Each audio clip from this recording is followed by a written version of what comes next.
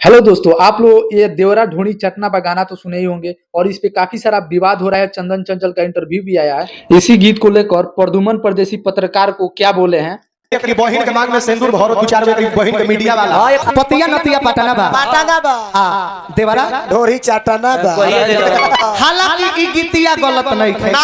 अब बताई कितना सुंदर गाना मार्केट में बुलेट राजा के ही बाजल हो। आज भट हिल ढोरी जनी छिल दो एकरा बाद चंचल चंदन चंचल के भी गाना बाजल हो। कौन पतिया नतिया पटना बा देवरा ढोरी चाटना बा बढ़िया बाजल बा। मार्केट में लोग सुनता तो बढ़िया नु बा, व्यू जाता तो बढ़िया नु बा। अब देखिए एकरी बहिन के मांग में सिंदूर भरो दो चार एकरी बहिन के मीडिया वाला एकरा माई के मत बनो रखने के दो चार को मीडिया वाला पहुंचल बड़े सो अब पूछा तारा सब भौजाई को हम लोग मां मानते हैं। दो चार को मीडिया वाला पहुंच के कहता ना सब भौजाई को हम लोग मां मानते हैं और आप बोले कि देवरा ढोढ़ी चाटना बा। हम मीडिया वाला सबसे पूछल चाहता है एकरी बहिन के कि तू लोग लक्ष्मण जी के सार जे भइल बड़ा कि भौजाई के माई मानता रहा। जितना मीडिया वाला बना सुनो होली चढ़ते भौजाई के चोली पर रंग लेके चढ़ाई कर। हालांकि ई गीतिया गलत नहीं है ना।